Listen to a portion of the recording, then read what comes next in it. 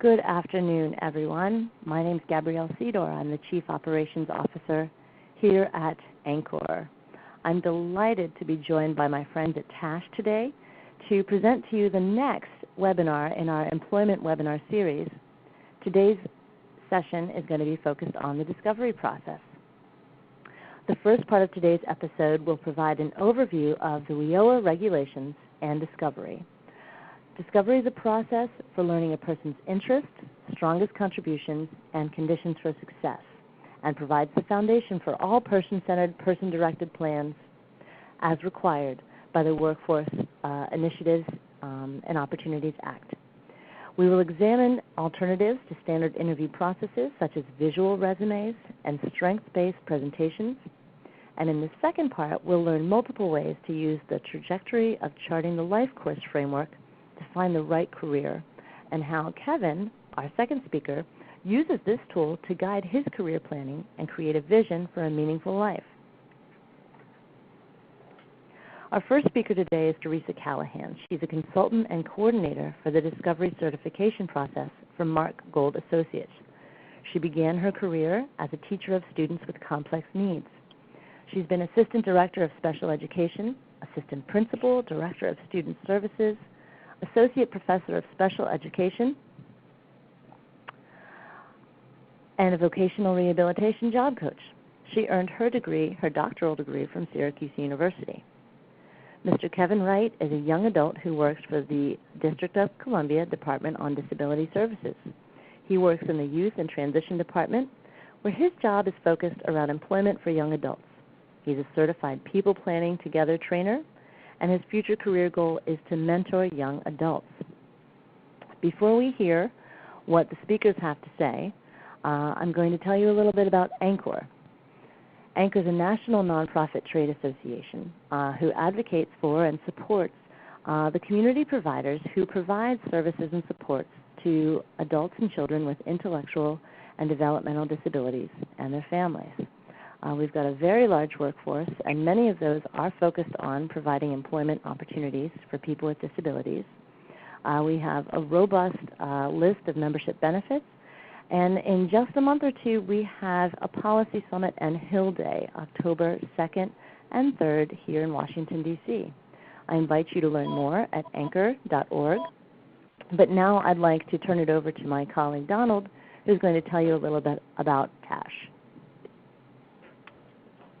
My name is Donald Taylor, and I'm responsible for membership and chapters at TASH.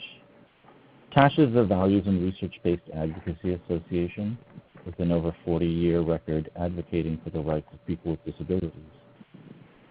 We were originally founded by university researchers, but we quickly grew to become a coalition that unites researchers, people with disabilities, educators, service providers, family members, and others involved in the cause of guaranteeing that people with disabilities are able to participate in all aspects of life. In addition to this webinar series, we offer a scholarly quarterly research and practice for persons with severe disabilities, a popular magazine, Connections, local chapters covering 18 states, a series of regional conferences, and our annual conference, which will be held this year in Portland, Oregon, November 28th through 30th. You can learn more about TASH and become a member at tash.org.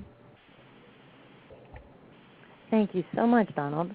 And now I am delighted to turn things over to Teresa. Teresa, take it away. Well, I am truly delighted to be able to join you. As you can tell, I'm a Deep South girl. I'm from the Gulf Coast of Mississippi, longtime supporter of TASH, and it's really delightful to be here. I'm going to quickly go ahead and get into my presentation so I can cover everything I want to cover. You can see on your screen that July 22nd, 2014 was a very important date for us because that is when President Obama signed in the WIOA Act. Now, this is a very critical act because look at what it does. First of all, it's the first time we've seen customized employment described. But look deeply into this definition here. It is definitely set aside for individuals with significant disabilities and based on individualized determination of a person's strengths, their needs, and interests in order to have employment outcomes be successful. Now, again, this is not talking about supported employment. This is talking about customized employment and making sure that we optimize possibilities for success by looking at that person's strengths, needs, and interests. It further clarifies that you can customize a job description based on current employer needs and previously unidentified and unmet employer needs, and I'm going to give you an example of that later on. But you can also see, if you scan down, that representation by a professional chosen by the individual. So this is a very self-empowering law that we have, very critical. I want to get into the job description. Most of us got our first job, maybe even our current job, by what we call open demand jobs, where you see a job opening advertised, you read the job description, and you make a decision if you think you qualify for that job, and you fill out an application, and if you're lucky, you get called in for an interview. The problem is that most people who have significant impact of disabilities are at a great disadvantage because they're automatically in competition for this job with a number of other people who may not have any level of disability. So what this law allows us to do is unbundle job descriptions so that jobs that are not being done might be a good job match for a person with a disability. Let me give you an example. I worked with a young man named James. I knew him from the time he was 5 years old and starting kindergarten until he was 18 and was ready to start work. We did discovery with him, and one of the things that we found about him is one of his strengths is organization, very organized. The other thing that we found was an interest of his were watching live action police shows on TV. When we started looking for job opportunities for James, at this particular time, there was a new sheriff in town. A new sheriff got elected, and office space was being renovated and moved to a different building. So we were allowed to go in and do a tour to see if there was anything in that sheriff's department that might be something that James could do. Again, we had already conducted discovery. We knew a lot about James. We knew about his challenges. We knew about his conditions for success. But we also knew about all the contributions he had to offer. One of the things we found was a closed door, and when we opened that door, it was filled from the floor all the way up to the ceiling with cardboard boxes. And when I asked, what are in all these boxes, they said, oh, that's stuff we're supposed to do, but we never get around to doing it. Those are copies of parking tickets, speed violations, you name it. It was those copies. This was before technology hit the scene. And they said, we all have responsibility to get this done, but it never gets done. So immediately, light bulb goes on and says, this is an unmet need that needs to be done, but nobody here has the time to do it. This is something James would be fantastic at. So we negotiated a job for James at the Sheriff's Department, and he initially started by filing all those missing files into the appropriate filing system that they had set up, but nobody had done. James has been working there now for 25 years. He's gone through many different sheriffs because our sheriffs are elected. His job has changed over the years because of computer technology, and he now does all this by computer programming instead of hard copy filing, and many tasks have now been added to his responsibility. So again, this all got started with the flexibility that the employer had by unbundling those job descriptions and pulling out what James could do. This is very different than job carving. Some of you may be thinking that's the same thing as job carving, but it's not, because we're taking away a task that nobody has time to do. It's just not getting done, and it's something that James could get done. So that's an example of how the flexibility can work and offer people that have a great match with that. This is our process right here. The discovery, capturing discovery through profiles. I'm going to touch on that. Those are the documents that you write all your notes in. We've already talked about briefly the outset person-centered planning. Gabrielle talked about the visual resume. Once you complete those components, then you're ready to move into job development, which is another webinar discussion. Today's discussion is just about discovery, but you have to do the discovery before you're ready to develop the job. What we want to do in discovery is come up with what WIOA now requires, a person's strengths, their needs, and interests, but do it in a non-evaluative, non-comparative, non-competitive manner.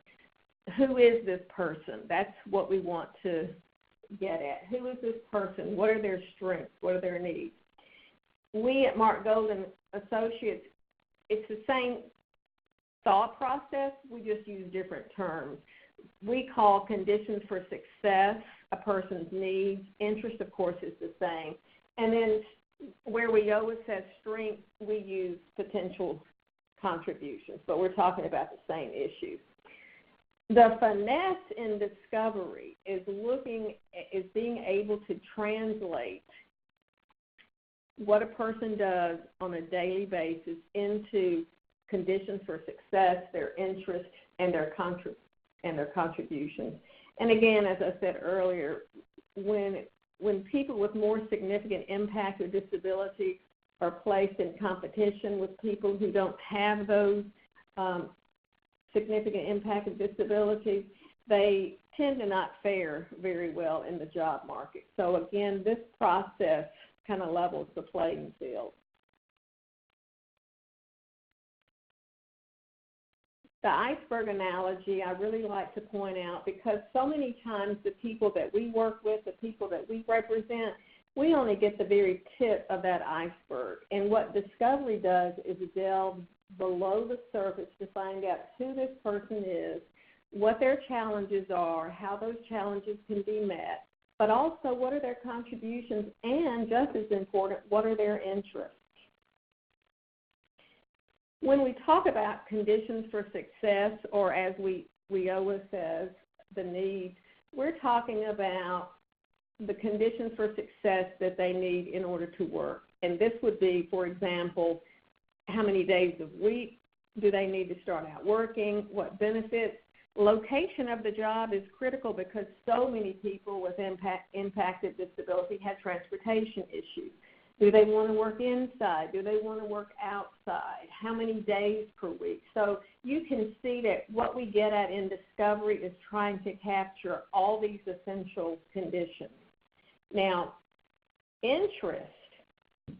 I'm going to jump to the very last line on this slide. Avoid job titles, because too frequently on our transition plans, we'll ask a student what they want to be when they get out of school. And you frequently hear police officer, teacher, doctor, lawyer, everything's framed in job titles.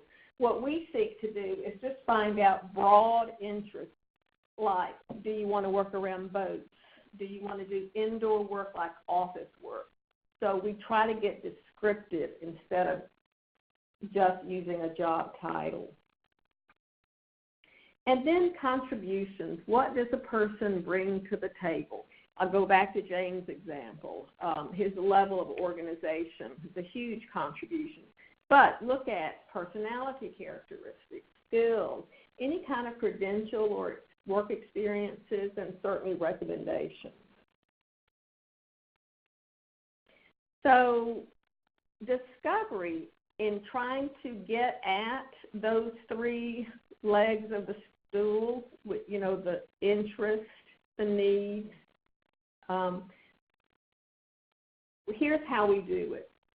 It's a process that involves getting to know people or helping them get to know themselves before we help them plan. You have got to spend time with people.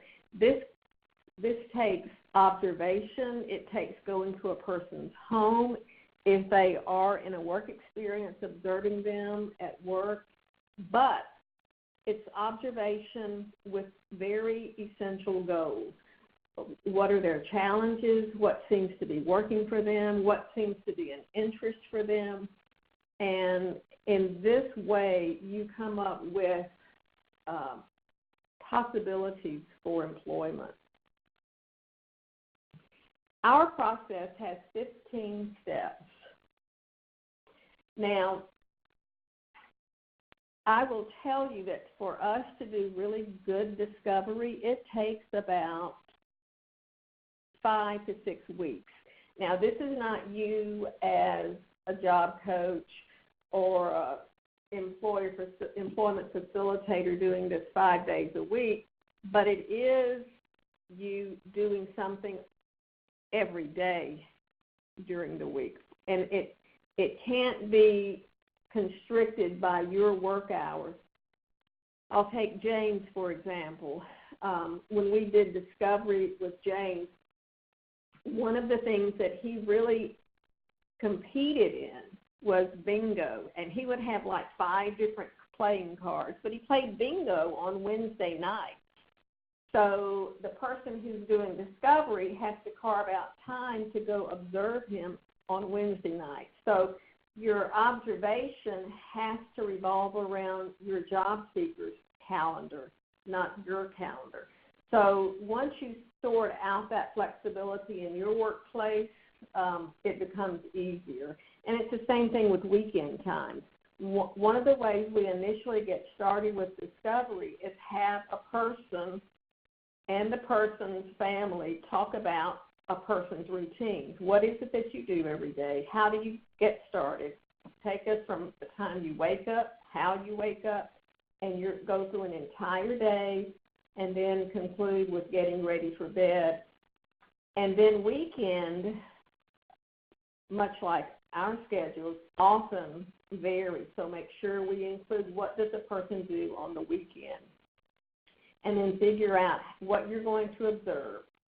You can't observe everything, and we certainly do not advocate getting in a person's personal space, such as bathroom routines. That's where we get information through interviewing.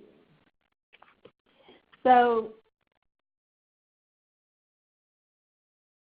let me move to this one. I want to tell you this is about current life skills. When you're observing a person, what you want to be doing constantly is how you can translate what this person is doing here. How can that be translated into a potential job skill? So another young woman that lives here in Ocean Springs named Jenny, we started doing discovery with her in her senior year of high school. And when we went to the home, and she's one of 6 children, all the family members were there, and we asked, tell us some things, Jenny, that you're good at. And family members chime in. Well, she has twin brothers, and one of the boys, who was 6 years old at that time, he said, well, she can open Christmas presents faster than anybody, the entire family. Well, they all got a big chuckle out of that. But here's the value out of the mouths of babes. She was very skilled at opening Christmas presents faster than anybody else in the family. That skill got Jenny her very first job at a company called VL Logistics. And here's the setup there where it talks, this I hope will illustrate the relationship between what a person has to offer and unmet needs in a business. VL Logistics business is taking ball caps and setting them up on this massive embroidery machine and having the machine embroider the Navy, these are Navy ball caps, having the Navy seal be embroidered on it. And the person who was operating the machine said that it would be valuable. He could get more work done if he had an employee who could unbox the ball caps, take the cellophane wrapping off the caps, and then station those caps where he could quickly access them. Because what he was currently having to do is stop the embroidery machine, go get a box, rip it open, take out the cellophane, line it up. So Jenny, we negotiated that job for Jenny, and she worked there a year and a half, and I'll tell you the rest of that. But the point is that this was not charity. This was not a charitable gesture. This was how to make production at VL Logistics more efficient. And having Jenny do that task, which she was highly skilled at, really accomplished that for the organization. Now, at the end of a year and a half, Jenny wanted to leave because she wanted to further explore other job opportunities, which is a wonderful opportunity because most of us are not in the first job that we ever had. So she's now in her fifth job, where she has held it for quite a few years. So she's still gainfully employed, working at about 35 hours a week. So again, looking at what a person does, their current skills of life, and how to parlay that into potential work tasks. So observation is critical, but it's targeted observation. You're looking at what a person does, and you're seeing how they do something. You're recognizing skills. You're recognizing interests. You're also recognizing what are conditions for success. But looking at, now I know all this about Jenny, how can this fit into a world of work? It really opens up that world of work opportunity for people. Because what we're doing is focusing on the performance of the person. We're not reading test results. We're not reading an IEP, which I've had years and years of being a special ed teacher where we see the student will be able to do this, this, and this, but it's not meaningful information for getting a job. What we're doing in Discovery is looking at a person's daily performance and seeing what competencies they have that can be parlayed into a job skill. And now I'm going to give you a little example. You're about to see this little excerpt from Damien. Now, Mike Callahan, my husband, actually did this observation. Damien was a transition age student who we were doing Discovery on. Now, the teacher did get a little offended because we wanted to come in and observe him and do some descriptive writing, because descriptive writing is one of the hallmarks of Discovery. The teacher did get a little offended because one of her majors in college was creative writing, and she said she could do it. So, of course, Mike didn't argue. He just said, you go ahead and do your description, and I'll do mine. Here's what the teacher wrote. This was in a self-contained special education classroom where they were making brownies. And here's what she wrote about Damien. Damien can cook simple items with assistance.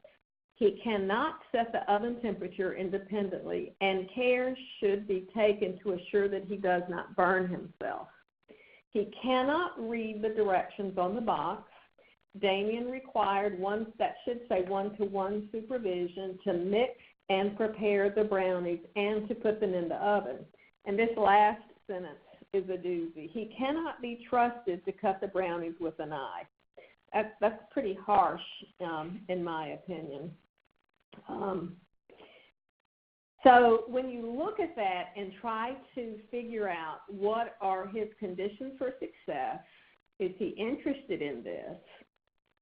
and what are his contributions. You're hard-pressed to come up with skills because this is a very negative evaluation of this observation that the teacher did of Damien making brownies.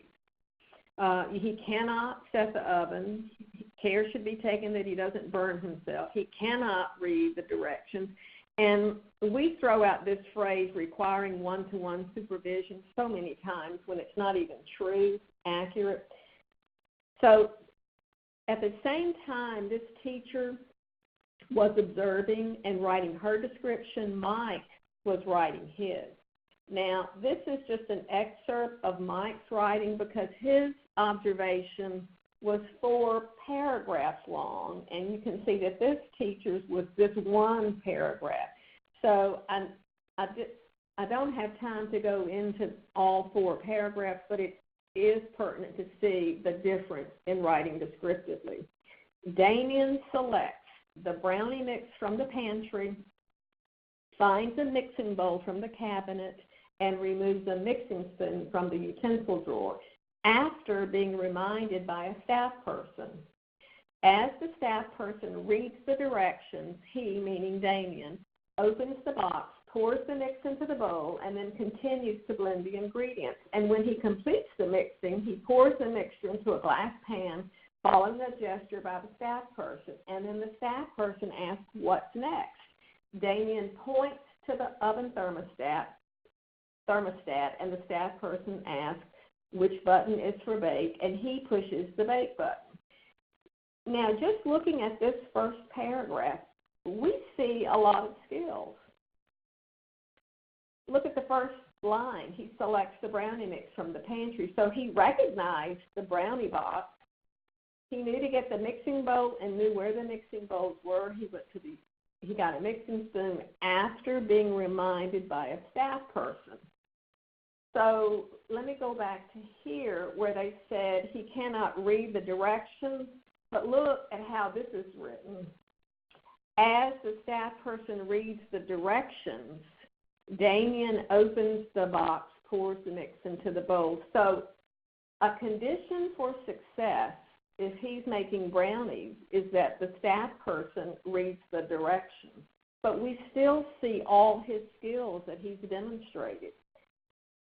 You don't see that in this. All you see is the negative stuff.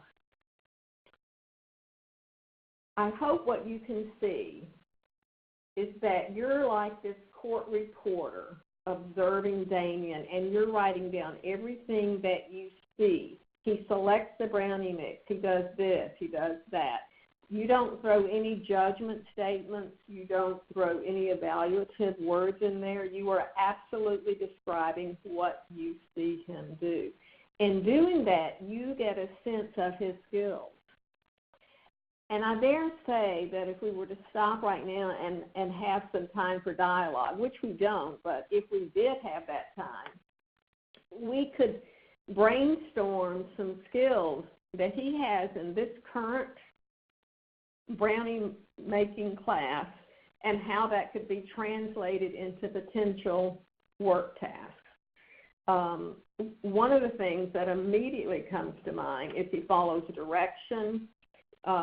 He responds to staff cues, and quickly lets us know that even though he may not speak very much, he knew the which button was for bake and interpreted that appropriately from the staff person. I also want to point out the staff person was really on top of things because of the level of assistance she gave and then not giving assistance where it wasn't needed. This is a really excellent example of descriptive writing, and it's the hallmark of discovery, avoiding this type of writing. We don't want to see that. That's not descriptive. That's evaluative. This is clearly descriptive writing. When you write descriptively, you can get at a person's conditions for success, their interest, and their contributions. So once you do discovery, then you have to document all this in what we call a profile. And it is narrative, it's comprehensive, and it is very robust. So that's why this takes 5 to 6 weeks, because you have to do a lot of observation to really get at who this person is. It must be respectful, and again, non-competitive, and always optimistic. Now, I want to go right into these parts of the profile and get back to the optimistic part. Part 1 of the profile is where you put demographic information, where they currently live, who they live with. Part 2 is the heart of the profile, because that gets into life domains, such as what do they do for rec leisure, what chores are they responsible for at home, what are their routines, when they go out in the community, what is it that they do, who do they go with, do they ride a bike, do they drive a car, do they access transit opportunities in the community. That's where we get at what a person actually does during the day. Part 3 is where you start preparing for what we call a customized plan for employment. And while we are still optimistic, in Part 3, we get at what are the challenges that this person faces, and how can we optimize employment by looking at those challenges and making sure that we honor their contributions, but acknowledge that there are conditions for success in order for a person to be successful in employment. And that's where we talk about all the challenges is in Part 3. But we still do it in a very respectful and optimistic way. Once we finish the discovery portion and fill out the profile, then we're ready to move in what we call our customized plan for an employment, which is a group event made up of the potential job developer, certainly this person who's going to be looking for a job, the person who did discovery, their family members, their group home family, people that know them in the community. It can be a group anywhere from 6 to 10 people. This customized plan for employment has a very set process. And one of the things that we come up with is a blueprint that outlines that person's conditions for success, their interest areas and contributions, but we also come up with very specific task lists used in business language, things that a person can do that a business might need.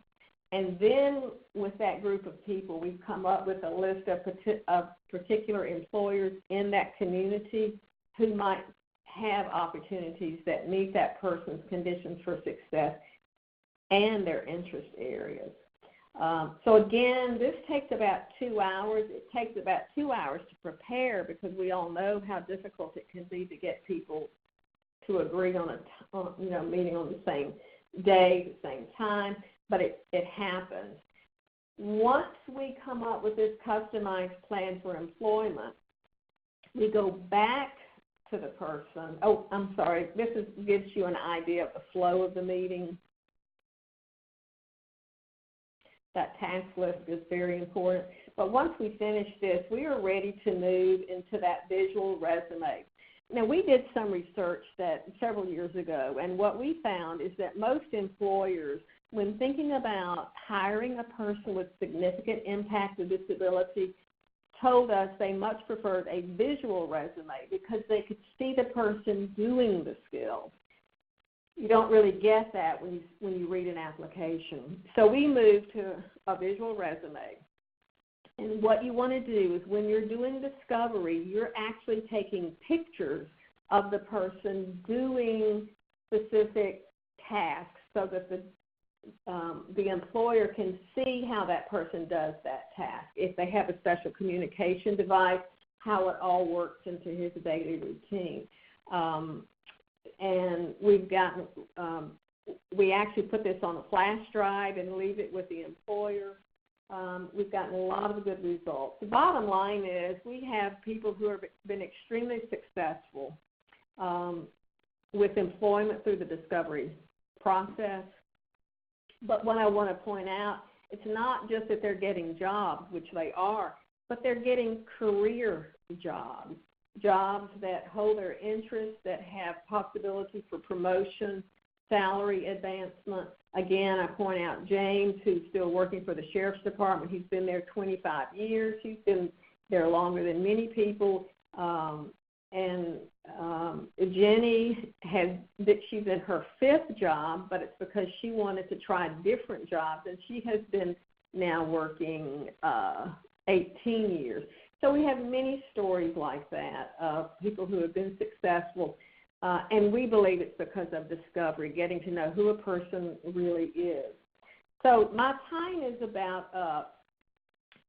What I want to point out is that I have a lot more information on our website, which you see right here. Everything's there available for you to read, to use, to download at no charge. What I would recommend is when you go to this website, you want to look at the section that says resources, and you'll actually see examples of our profiles. You'll see tons of articles that we have, and you're welcome to use that. Teresa, thank you so much. We do have some questions. Can we take a few minutes to answer them? Sure. Fantastic. So you've talked a bit about, the discovery process taking a bit, up to 5 to 6 weeks to do it right. Can you talk about average hours within the week, total hours from start to completion of discovery? The person asking this question, noted that this is going to be different for everyone, but maybe there's some sort of information on averages or ranges. Yes, great question. And again, once you have that initial meeting with the family and the job seeker, you get a better handle on it. But you can accomplish this by observing 4 to 5 hours a week. Now, that does not include going back and looking through your notes and reflecting on what those notes tell you, but that's the actual time you're sitting there observing and jotting down notes, and that's about 4 to 5 hours. Very helpful. A week. Okay. 4 to 5 hours a week for an average of 5 to 6 weeks.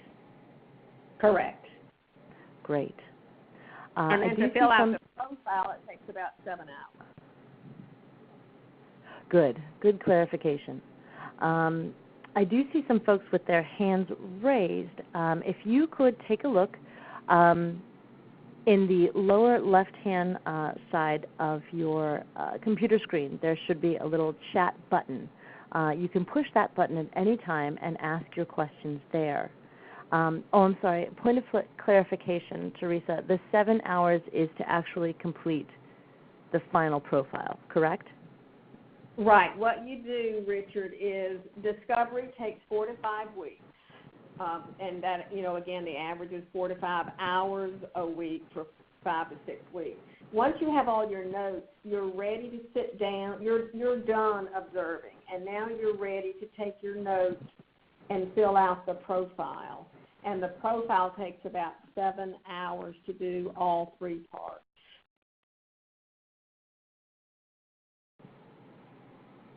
Great. Are there any other questions? That customized plan for employment takes 2 hours, and the visual resume takes no longer than 5 hours to compile. So that's an overview of the time.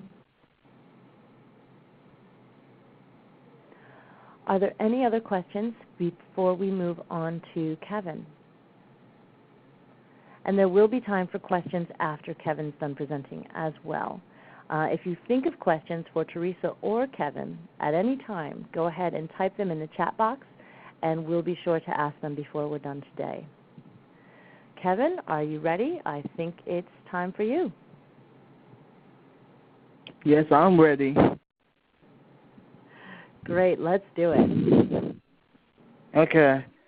So, hello, everyone. So, my name is Kevin Wright. So, basically, so I'm just going to get started to talk about who am I. What's my role here at the DC Department on Disability Services. So pretty much, so my role at the DC Department on Disability Service is, so I work in the Youth Transition Department, and my work is basically focused on youth and helping them plan for their employment life. So pretty much doing work around the youth, and how can I basically just helping them just to create like a career path for themselves going forward in a way, so they can always get to look at and just monitor. So for me, so my role at DDS, I had the so I pretty much had the honor of just present at like different conferences, which are the DC Secondary Transition Institute, and the DSP conference, which was the equipping DC's training center last year, and the 2017 AUCD conference and the TASC conference, in Atlanta, Georgia last year, and at the annual Voice of Change conference, which was held in DC. And pretty much my topics I presented are focused on community mapping and / how to use them better, because I know that I always present at these conferences or any conferences, community mapping that I did just really interest a lot of people, and how can that they can make their use be involved in the community mapping. So I talk a lot about that. Self-advocating, because I am a self-advocate. My future goals, which is in format of employment trajectory, which is part of the Change the Life course. And that is my pretty much heavily work that I do around is the trajectory and using that as employment wise, and how that I use it so that others get to help better set up their own trajectory to use it, and just to give to people so people get to know what is this career look, what is this so what's this good life about the employment. And pretty much my role as a people plan together trainer, which I pretty much about to explain my role later on in my presentation. And pretty much my role as a DC Learners and Earners, which is the PI grant that is going on for DC for the next 5 years. So pretty much, so how my role is pretty much in the DC Learners and Earners. So basically, so I am a people plan together certified trainer. And basically, it's pretty much is like a person-centered thinking training for people who are receiving services, where the participant can pretty much develop meaningful tools for themselves so they can use after the 2-day training. So that basically having more control over the next IEP meeting, ISP meeting, or even just showing to staff or the DSPs or the providers so that they can have additional information about their clients and ways help them just to help support them better. So you can move to the next slide. So this part is Channel the Life course. So pretty much last year, it was an honor for me to be part of the ambassador training for the Life course, for Channel the Life course. And I have to say that the tools that the UMKC developed, which is the University of Missouri, Kansas City Institute for Human Developmental, they really developed some awesome tools for self-advocates, family members, and pretty much for parents-wise, just to use, just to begin and just to do that process of what kind of things that they need, pretty much need in order for them to secure a good life for themselves. And with that, so UMKC developed this. So they developed this structure plan where people get to begin just to develop and just identify what needs to be, what steps that they need to take for them to secure a good life. And so the target audiences are people with disabilities, family members, families, or simpler any age. And how did they? So I say any age is, so basically, so for the Channel the Life course, so UMKC uses term called life stages. So pretty much, if you see at the top of my presentation, so you see like little infographics of like a baby, multiple kids, a person with a book bag. So those are the life stages that like the UMKC pretty much showcase towards it. So with their idea, with these tools that they have out for people to use, with including multiple tools that could help people just to begin planning and pretty much develop and plan for themselves for a good life. So they look at life stages, which is from early childhood all the way to senior age. So pretty much, if you look at the top for the first infographic, so basically, so it starts out as early childhood, just looking at what kind of distance support like a family member or pretty much for yourself that like you claim you need to deal with or try to secure like a good life for your child or for someone. It pretty much go all the way to their little senior age. And how can that like basically even when they be senior, how can you still beginning to like looking at things and identify things, how can you secure a good life? And for the target audience is to begin to develop the tools. So they really state that like basically, so you can start at any age. That is the beauty of it. And that's why I love it, because you don't have to start on early childhood. You don't have to start a transition. If like a person be at senior age, I mean, you could go right towards the senior age just to begin to begin to develop a plan for themselves of how to secure like a good, pretty much a retirement life or like a good like life in a way. So pretty much, so you could pretty much start anywhere in the life stages. And I know that like for me, since I did this appointment trajectory, I would probably say that like my main focus would be the transition. So pretty much for like school age, even for like middle school to high school maybe to college, because so what I'm about to explain later is my career goal that I pretty much had in mind. So you could go to the next slide. So pretty much, so this slide is so how I interpret these tools for the life coach framework. So pretty much, I do presentations on my trajectories, which I'm about to show in a minute, which pretty much showing to a variety of people in D.C., to self-advocacy, family members, different agencies around D.C., or etc. So that is like the main need. So I would highlight that bullet point as my main focus. It's just pretty much showing people on how to like effectively create a trajectory where that like basically you begin to put in mind that like dig about like a career life for you or like a good life for you. And with I always explain to people that like basically so it's really hard for some people just to like begin just to think about that, because you have to look at in it is where that like you just making yourself look into your future, which we don't know where our future could pretty much get to like head towards. But knowing me as like a young adult, I pretty much have like my concrete for like my vision for like a little good life. So pretty much since I have my concrete vision for a good life in like a employment trajectory, I wanted just to begin to just show that to people so that like people get to really just use it as like a learning tool for them just to begin just to like plot for their own little good life in a way. Just using what I have to pretty much want to help others just to begin just to like develop a trajectory on their own self. So also so I know that like for the TANS conference in Atlanta, Georgia last year, so I presented on my self-advocacy,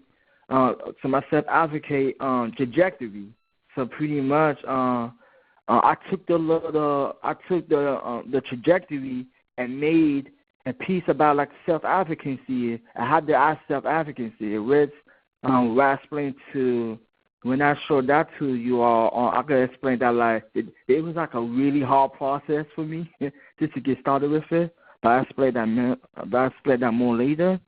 And my last thing is heavily use the trajectory in the one pager and the people plan to give a 2-day training. So pretty much, so I forgot to put like a link in my PowerPoint where that about the China Life Course tools where that people can go towards and just see all the little tools. But I know that basically the tools that I pretty much use that the people plan together use that are really meaningful are the trajectory and the one-page profile. So those are the two most important pieces I feel that I can participate, walk out of the 2-day training because those are going to be the meaningful pieces so that you can begin to show to people and pretty much assist the DCs, people plan together focus on employment. It could be good for people just to show it to the RSA counselors, staff, teachers, or wherever. Pretty much skills that a person may have, because one page is supposed to be like a quick glance at a person's qualities or qualifications that they hold. It's pretty similar looking at the supposed to be. So those are the two things that for the people planning together from the life for the life course framework tools that I pretty much use. So you could go to the next slide. So this is my employment trajectory that I pretty much present on in every present at every conferences. And so mine is straightforward. So mine is focused on employment wise. And basically trajectory is supposed to be looking at key aspects of this is for a good life, what you do not want to see, and pretty much steps. So how I did this is pretty much I look to myself, just think about so what that's business for a good life. So pretty much those are volunteering opportunities that lead towards an internship or full-time job. So my experience with DDS is so I started as an intern last year. A part of the internship program, which after the say this is 6-month internship, after the 6-month internship, so DDS hired me for full time. So that is really great. That internships could lead towards a full-time employment. It's a work I'm doing could benefit others because I had that mindset that basically when I'm doing work, how can it benefit others in any way? So pretty much so using this trajectory, how can it benefit others, not just only myself? And having a positive attitude all the way to following my dream as my last one, because I feel that if a person had a little dream job that they want to follow, so you should follow that. Yes, I know that it could be some struggles and some challenges along the way, but you just strive towards your dream job. It could be a great thing for an individual. And for the next one, what I don't want is pretty much the negatives that I witnessed from my previous my work experience, which is others telling me it's easy to find work, because I can tell you all that it's not easy to find work. Before I got this internship job and full-time job at DDS, the job process was really hard, and I know everyone was telling me that based on which I was saying to people that by me being recent college grad, it's not really easy just to find employment. It could take some time, but I always say that if you be really hungry and just strive forward towards it, so that you could eventually find a meaningful internship or any job opportunity that that you could do, whether you could walk away with some valuable skills and whatnot. And with not trying to be accommodated in workplace, leading to the last one, not speaking up at work /advocating. So that was a big turn down that I witnessed at my past work experience, which is not speaking up for myself in a way, not being an self-advocate. So pretty much, you see the boxes in red. These are pretty much actual hardcore experience that I witnessed from my previous workplace, which is felt bored since I had little to do, that I didn't receive any valuable work experience, coming to work every day and not feeling any excitement, which is the last one I thought it to be a bigger one for myself, which is what's it being self-advocating. So what's it being self-advocate? So pretty much, I used to ask my little pretty much my biggest experience I experienced. And the boxes that you see are pretty much steps that I want to take to get to my career job, which is becoming a public speaker and mentoring young adults. So, so that is my career job is. So I want to be a mentor to young adults and just talk to them about my talents and struggles, and just help them just to begin to plan for like a better life for the career job and for the interest. It could be anything that they want to do. So just hit them with their career process with it. And with the boxes is, I can just go through the experience and not all of them that are showing and using all my skills, volunteering, being active, learning multiple languages, and etc. And so basically, and on this, you see empty boxes here. So those empty boxes supposed to be relating towards a trajectory should never be a finished product. A person should always be updating no matter what on the trajectory, because people get to want to experience new skills that they want to take while they reach towards the career goal. So that's that's what the boxes are here for. So that's what the boxes are here for, just to showcase that a trajectory is never it is a never a finished project. One person should always be updating. One person should always be updating their trajectory. Then, so I just landed on a quote by Dwayne Johnson, aka The Rock. It's geared towards success. And success is always about greatness. It's about consistency. Consistent hard work leads towards success. Greatness will come. So that's my so I just want to add a meaningful quote so that others get to see. So for this one, it is my one-page profile, and this is part of that will be used for the people planning together plus appointment. Where's I'm not gonna elaborate this on too much, but this is for a quick glance at a person's qualities that are like and admire. A point to them and point for them. A point to them, looking at favorite things that they like to do, things that they pretty much cherish in a way. And point for is pretty much looking at things that a person may need, like either safety or even pretty much appoint things that that people will always be telling them this that they need to do. So pretty much so mine is focused on employment, and with if you look at for a point to me that is being successful and advocating for myself all the way to not being involved / contributing at work. I showed that is because how we explain a point to me and the people planning together curriculum is that it could be for everything or things that I don't like. So that would be a thing that I don't like. And pretty much a buy-in by me is pretty much all of what everyone pretty much from my previous co-workers and bosses said about me, which is a hard worker, puts 100% effort into his work, very creative, all the way to a helpful person. And for a point for me is pretty much the post I not need, which is being involved and contributing at work. None of my boss knows that what days I'm coming in, what days that I'm not coming in work on time, all the way to doing the right thing.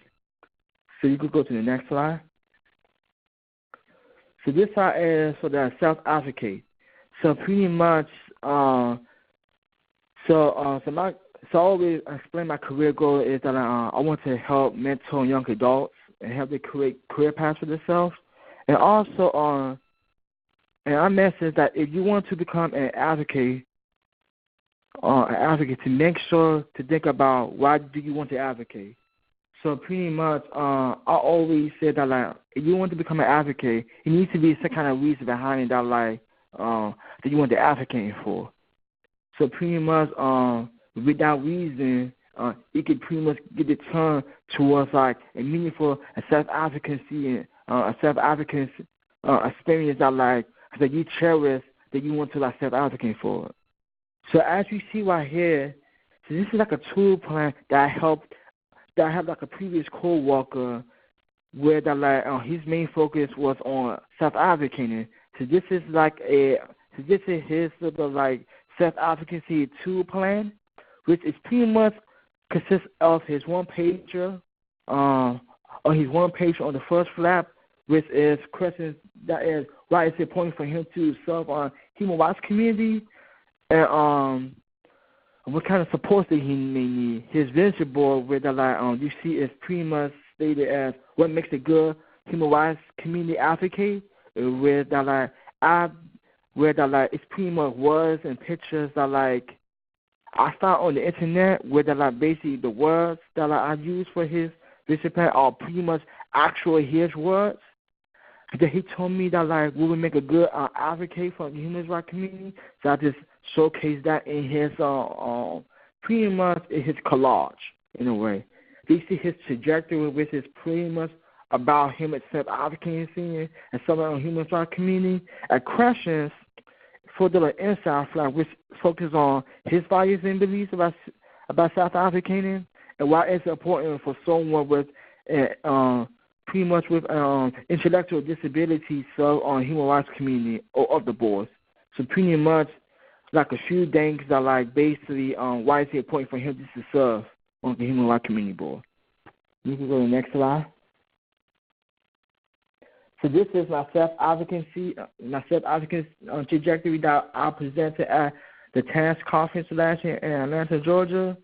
And when I said that this was really hard for me just to construct, so this was very hard to construct because when you look at a trajectory, and trajectory is supposed to be about good life, this is for a good life when you do not work as steps that you want to take to achieve that. For creating a self-advocacy trajectory, you got to move some questions around in a way. Because basically, it's not going to be an average trajectory where basically it's focused on someone's good life. So for me, I wanted to focus on my life and how that I became, what made me want to become a self-advocate in a way. So pretty much, so the questions that I asked is, what's the point for me when I'm advocating?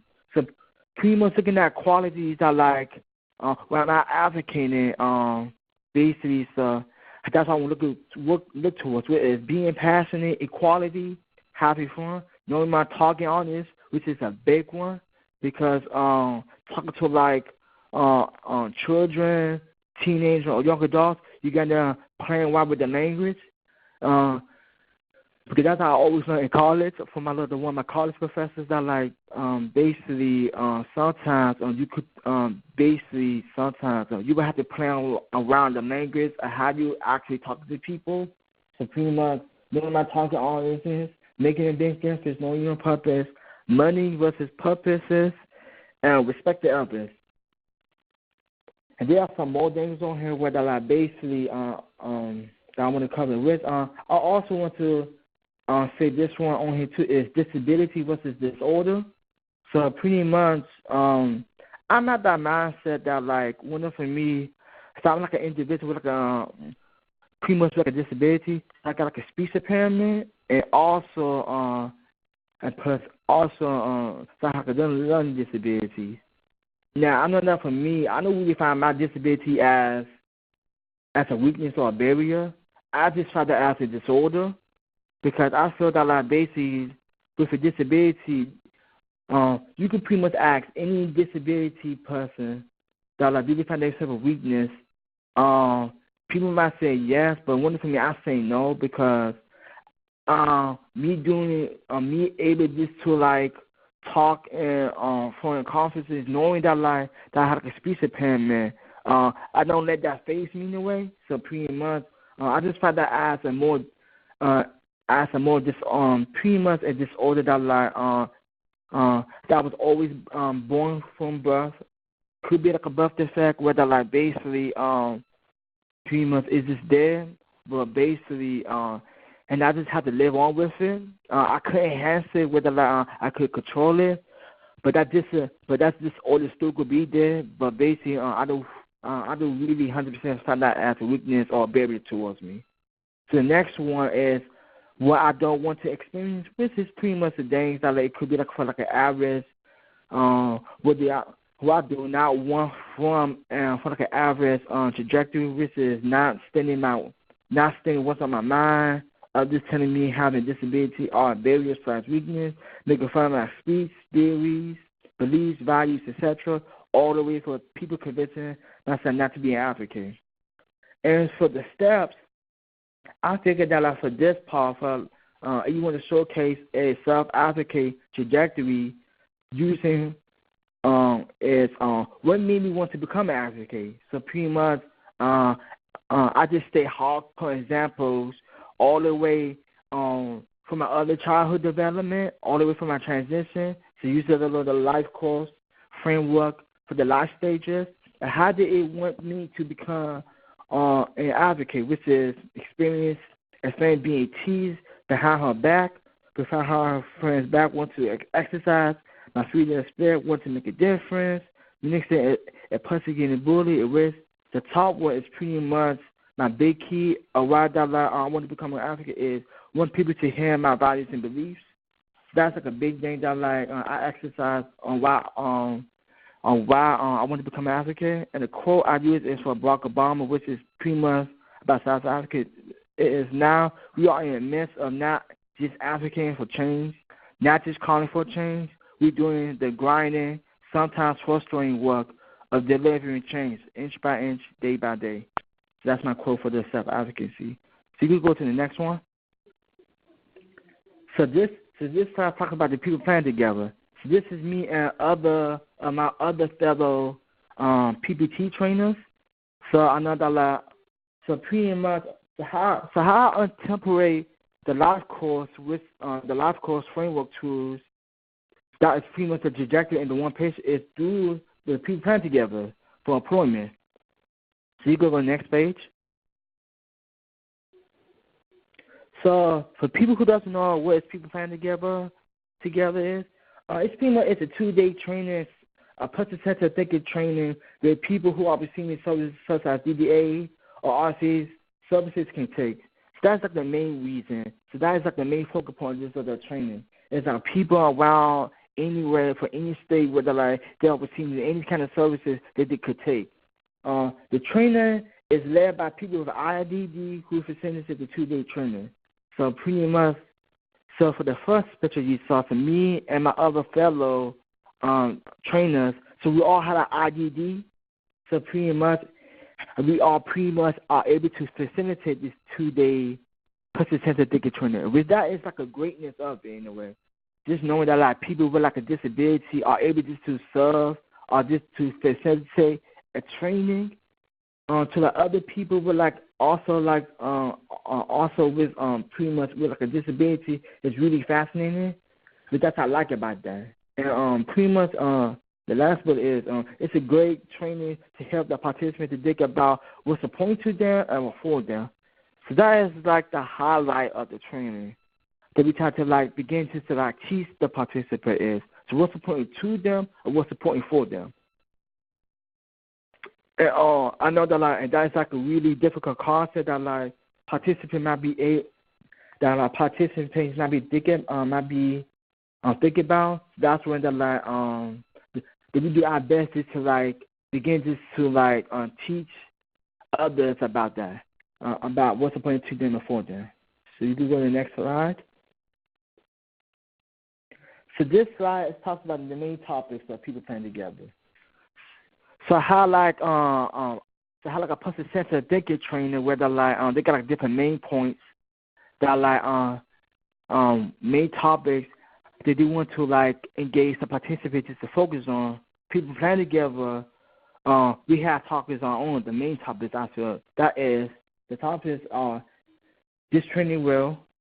The plan will help you by developing a plan for yourself. Old way to plan versus new way to plan. That topic is focused on the old way to plan, where people was looking at things to try to fix you in a way, not looking into pretty much not looking to you or not looking at what's important for you or what you need to know, where others just decided what's important for you and whatnot. While the new way just looking at basically, you have a more control over yourself. So pretty much looking at your values and your beliefs, what's important for you and what's important to you, and just pretty much just to showcase that like to others that like, okay, so this is pointing to me and this is pointing for me, the different qualities. So that's what we teach the participants with, a pointing to / a pointing for / balance. So we teach the participant about so what's the pointing to them, what's the pointing for them, and how can they keep the balance between them. So how can they keep the balance between what's the pointing to them, what's the pointing for them. An example might be let's just say for instance, like a person or like a participant loves candy. That could be pointing to them. While that like what's the point for them is just to stay healthy. So how can they balance them? So how can they balance those two things with them loving candy and want to be healthy? How can they balance them so they can each have like both of them on like an equal terms? So weeks and months. So we do exercises and like activities in the workbook for them just to begin to for people just to understand what's the point to them, for them, a balance. Staying the same or what needs to stay the same pretty much could tie towards what's the point to them, for them, size balance. Looking at things that like that's working for them, what things that they want to change and just work towards to change.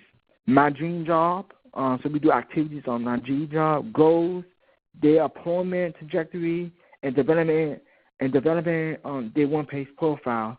So using the trajectory and the one-pager for the live course framework tools, that is such a big piece that like the participants are walking out of the 2-day training with, and just beginning just to like help them create their own employment trajectory and help them create their own one-page profile.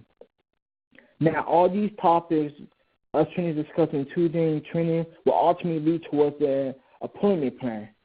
So you go to the next slide. So this is my work. So I know that I'm like a people plan together trainer.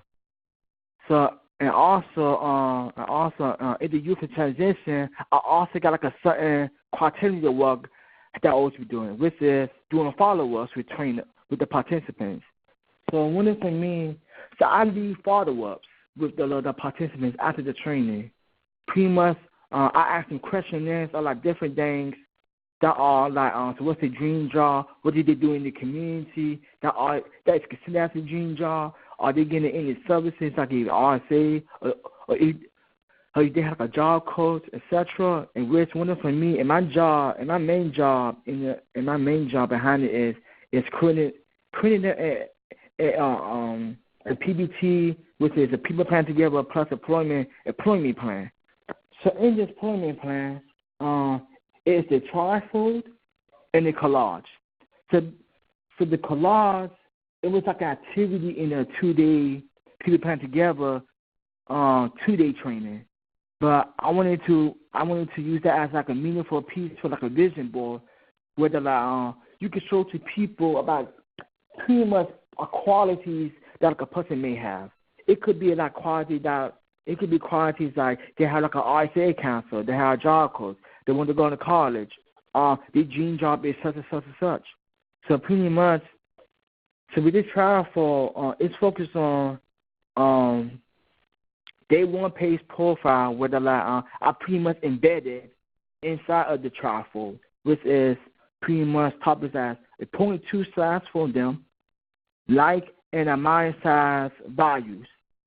So pretty much so on the back side, it will showcase what people like and mind about them, and pretty much values that a person may know. Because when for me, when I do this training and when I do this questionnaires, I'm always observing. I'm always examining 80 participants.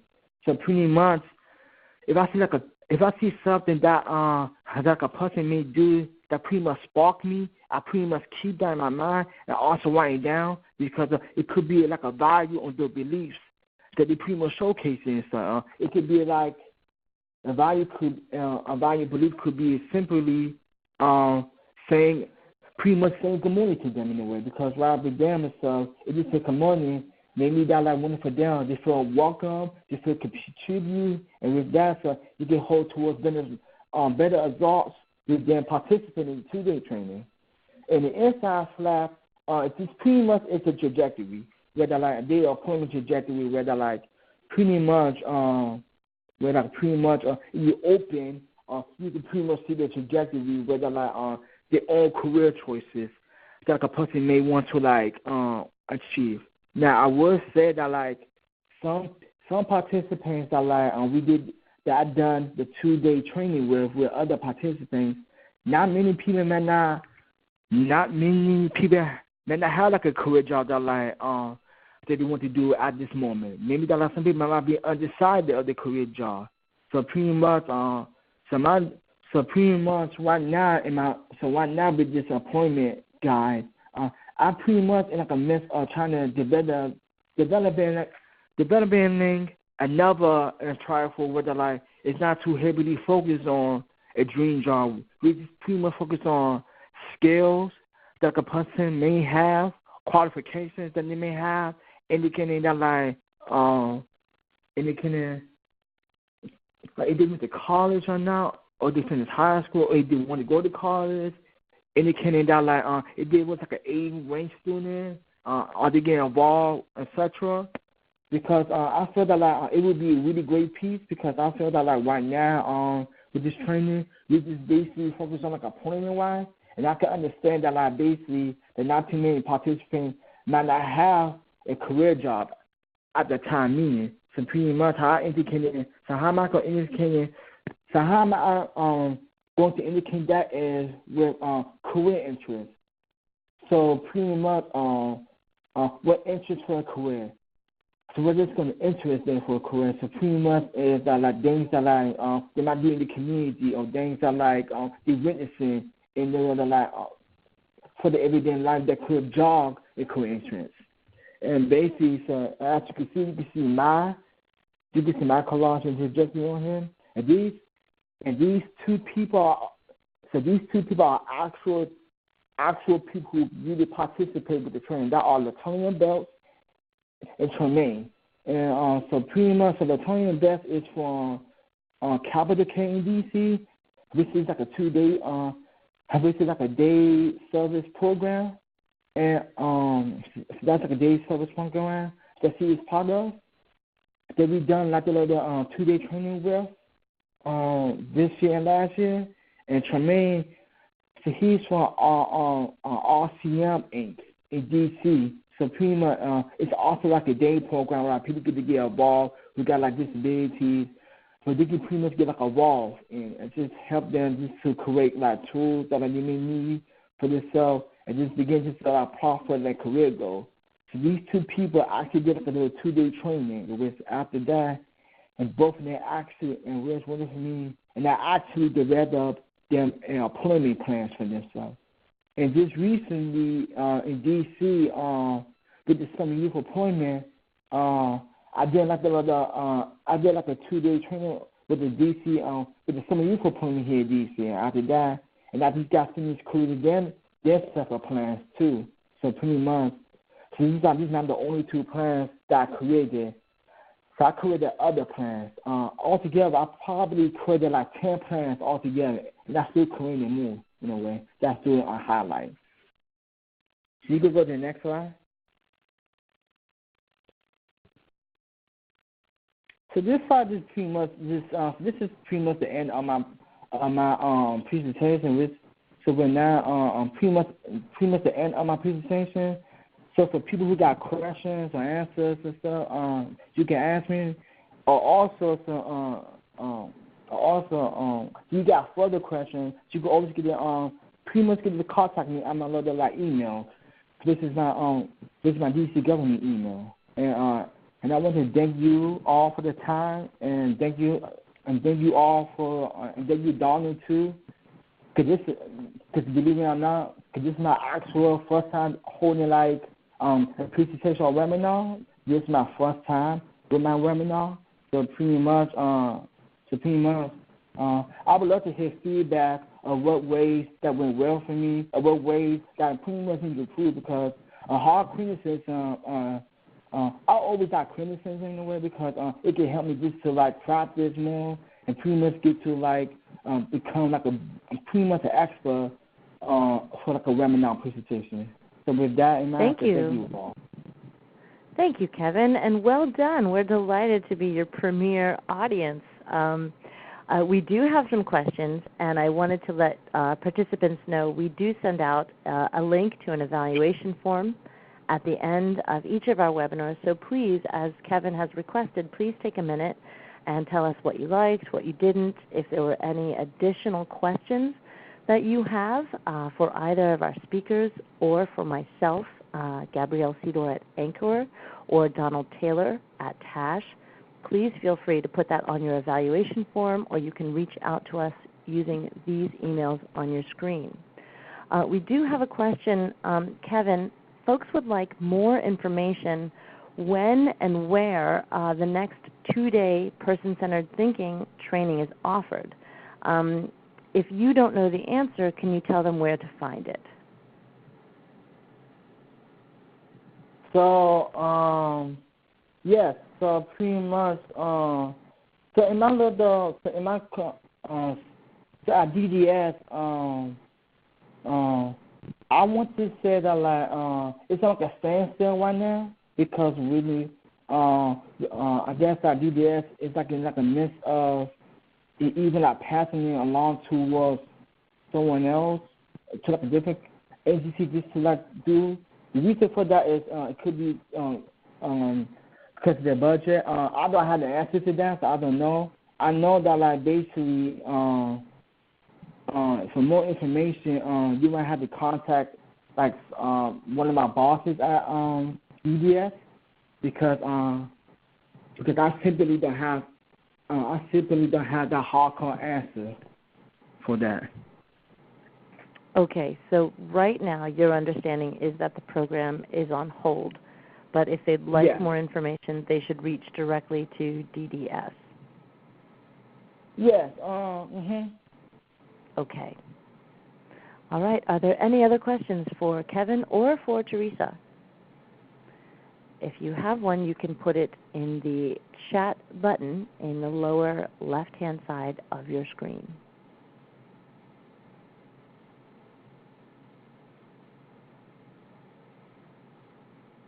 Kevin, you're getting lots of compliments, compliments for the entire webinar.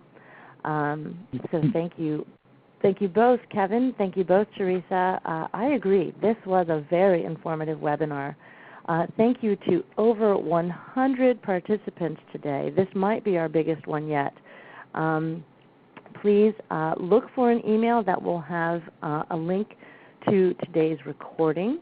Also, we have captioned each of our webinars, so if you need access to the transcript of today's presentation, that will be available to you as well.